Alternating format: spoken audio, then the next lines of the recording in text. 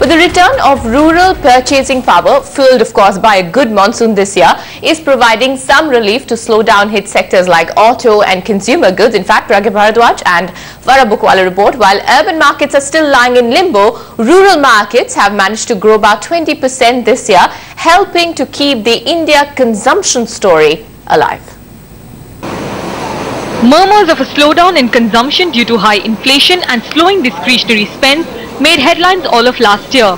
But a better than expected monsoon and hope of an improved agricultural output this year has increased the rural community's purchasing power, and consequently companies are hopeful of consumption picking up in the third and fourth quarter of FY14.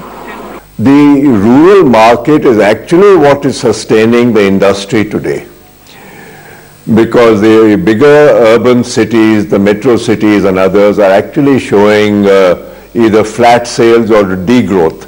But the rural markets have consistently been growing at about 20% a year, and that growth continues. There's one more bright spark that's growing. In their search for newer markets outside the country, companies have been focusing on exports, and with the rupee depreciating, this has yielded strong results. Going forward, we should see a better performance on the export front in the next financial year. This financial year, so far, we are sticking with our original forecast of 120,000 vehicles, which is about the same figure as last year. And for some companies like Godrej, the international business has been growing faster than their domestic business. Our international business over the last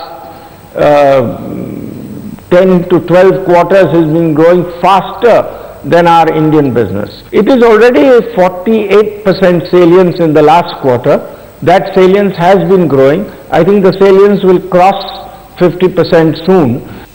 Back home, experts feel the strong agricultural output will have its multiplier effect on manufacturing and services sectors, which have been struggling in this slowdown.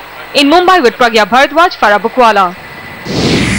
So that's of course how the India consumption story is panning out. But more from the macro front, Chairman of the Prime Minister's Economic Advisory Council, C. Rangarajan,